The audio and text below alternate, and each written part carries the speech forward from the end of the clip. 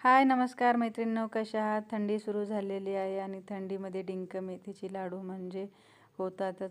तर चला आज बनवूया मस्त छान डिंकाचे लाडू.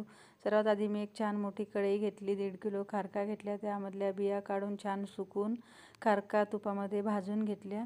खारका भाजून झाल्या तसंच मी 300 ग्राम इथे काजू बदाम घेतली, तीसुद्धा भाजून घेतली. एक वाटी बाकी सगळं साहित्य घेतलेलं आहे, जसं की पिस्ता 1 वाटी, अक्रोड 1 वाटी, मखाना 1 मोठा वाटी आणि खोबरं मी इथे 500 ग्राम घेतलेलं आहे. 1 वाटी मेथी घेतलेली आहे. इथे 1 मोठी वाटी डिंक घेतलेला आहे. हे सगळं छान तुपामध्ये परतून घेतलेलं आहे, व्यवस्थित भाजून.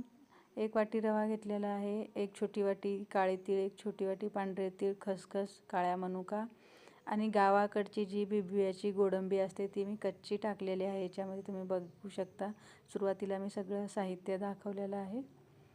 तर हे सगळं मी छान मिक्सरमध्ये बारीक वाटून घेतलेलं आहे आणि सगळं एकत्र केलेलं आहे. याच्यामध्ये 1 खिसून जायफळ घातलेलं आहे, विलायची पावडर घातलेली आहे आणि तूप घातलेलं आहे गरम करून गरजेनुसार आणि गुळाची चाचणी म्हणजेच गूळ गरम करून असं सगळीकडे पसरून घातलेलं आहे आणि हे छान सगळं मिक्स करून घेतलेलं आहे.